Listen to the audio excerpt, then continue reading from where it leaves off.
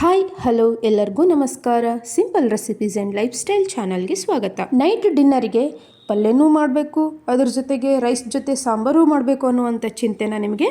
ಹಾಗಿದ್ರೆ ನೋಡಿ, ಚಪಾತಿ, ರೊಟ್ಟಿ, ರೈಸ್ಗೆ ತುಂಬ ಸೂಟ್ ಆಗುವಂಥ ಒಂದು ಪಲ್ಯನ ಹೇಳ್ಕೊಡ್ತೀನಿ.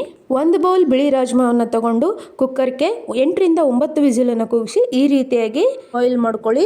ಇದಕ್ಕೊಂದು ಮಸಾಲ ರೆಡಿ ಮಾಡ್ಕೊಳ್ಳೋಣ. ಒಂದು ಕಡಾಯಿನ ಇಟ್ಕೊಂಡು 1 ಟೇಬಲ್ ಸ್ಪೂನ್ ಆಯಿಲನ್ನು ಹಾಕಿ ಕಟ್ ಮಾಡಿದಂಥ ಒಂದು ಬೌಲ್ ಈರುಳ್ಳಿ, ಹಸಿ ಕೊಬ್ಬರಿ, ಗೋಡಂಬಿ, 2 ಹಸಿ ಮೆಣಸಿನಕಾಯಿ, ಶುಂಠಿ, ಬೆಳ್ಳುಳ್ಳಿ, 2 ಏಲಕ್ಕಿ ಹಾಕಿ ನೀಟಾಗಿ ಫ್ರೈ ಮಾಡ್ಕೊಳ್ಳೋಣ. ನೋಡಿ, ಈ ರೀತಿಯಾಗಿ ನೀಟಾಗಿ ಎಲ್ಲವನ್ನು ಫ್ರೈ ಆಗಬೇಕು. ಸ್ವಲ್ಪ ಕಲರ್ ಚೇಂಜ್ ಆಗಬೇಕು. ಆವಾಗ ನಾವು ಏನು ಮಾಡಬೇಕಂದ್ರೆ ಕಟ್ ಮಾಡಿಟ್ಕೊಂಡಂಥ ಟೊಮೆಟೊವನ್ನು, ಒಂದು ಬೌಲ್ ಟೊಮೆಟೊನ ಹಾಕ್ಕೊಳ್ಳೋಣ. ಟೊಮೆಟೊ ಕೂಡ ಚೆನ್ನಾಗಿ ಸಾಫ್ಟ್ ಆಗಬೇಕು. ನೋಡಿ, ಈ ರೀತಿಯಾಗಿ ಸಾಫ್ಟ್ ಆಗೋವರೆಗೂ ಟೊಮೆಟೊನ ಹುರ್ಕೊಳ್ಳಿ. ಇವಾಗ ಇದಕ್ಕೆ 1 ಟೀ ಸ್ಪೂನ್ ಉಪ್ಪು ಹಾಕಿ ನಂತರ ಸ್ವಲ್ಪ ನೀರು ಹಾಕಿ ಮೇಲೆ ಪ್ಲೇಟ್ ಮುಚ್ಚಿ 2 ನಿಮಿಷ ಕಡಿಮೆ ಉರಿಯಲ್ಲಿ ಬೇಯಿಸಬೇಕು. ಈ ವಿಡಿಯೋ ಇಷ್ಟ ಆದರೆ ಲೈಕ್ ಮಾಡಿ, ಶೇರ್ ಮಾಡಿ, ಸಬ್ಸ್ಕ್ರೈಬ್ ಆಗೋದರ ಮುಖಾಂತರ ನಮ್ಮನ್ನು ಪ್ರೋತ್ಸಾಹಿಸಿ. ನೋಡಿ, ಇದು ಪೂರ್ಣವಾಗಿ ಎಲ್ಲವೂ ಸಾಫ್ಟ್ ಆಗಿದೆ. ಇದನ್ನು ನಾವು ಮಿಕ್ಸಿಗೆ ಹಾಕೊಳ್ಳೋಣ.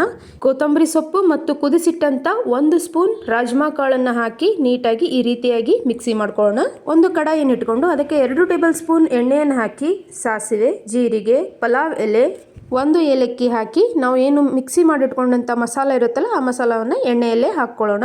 ನೋಡಿ, ಈ ರೀತಿಯಾಗಿ ಎಣ್ಣೆಯಲ್ಲೇ ಮಸಾಲೆ ಕುದಿಬೇಕು. ಅರಿಶಿಣ ಪುಡಿ, ಅಚ್ಕಾರದ ಪುಡಿ, ಗರಂ ಮಸಾಲ, ಜೀರಾ ಪೌಡರ್, ರುಚಿಗೆ ತಕ್ಕಷ್ಟು ಉಪ್ಪನ್ನು ಹಾಕಿ ನೀಟಾಗಿ ಮಿಕ್ಸ್ ಮಾಡ್ಕೊಳ್ಳೋಣ.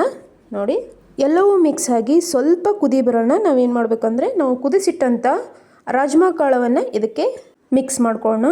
ಈ ಪಲ್ಯ ತುಂಬ ಟೇಸ್ಟಿಯಾಗಿರೋದ್ರಿಂದ ಇದನ್ನು ನಾವು ಪೂರಿ ಜೊತೆನೂ ತಿನ್ಬೋದು, ದೋಸಾದ ಜೊತೆ ತಿನ್ಬೋದು, ರೈಸ್ ಜೊತೆ ತಿನ್ಬೋದು, ರೊಟ್ಟಿ, ಚಪಾತಿ ಎಲ್ಲದರ ಜೊತೆನೂ ತುಂಬ ಸೂಟ್ ಆಗುತ್ತೆ.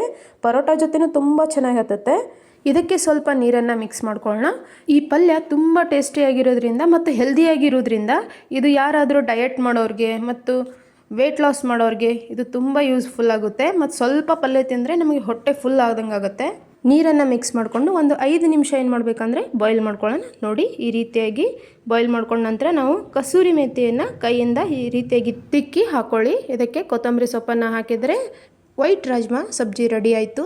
ಈ ಸಬ್ಜಿಯನ್ನು ಡಿನ್ನರ್ಗೆ, ಲಂಚ್ಗೆ 2 ಟೈಮು ಮಾಡ್ಕೋಬೋದು. ನಿಮಗೆ ಇದು ರೈಸ್ ಜೊತೆನೂ ಚೆನ್ನಾಗಿ ಹತ್ತುತ್ತೆ ಮತ್ತು ಚಪಾತಿ ಜೊತೆನೂ ಚೆನ್ನಾಗಿರುತ್ತೆ. ನೀವು ಒಂದ್ಸಲ ಟ್ರೈ ಮಾಡಿ ಹೇಗಾಯ್ತಂತ ಕಮೆಂಟ್ ಮಾಡಿ.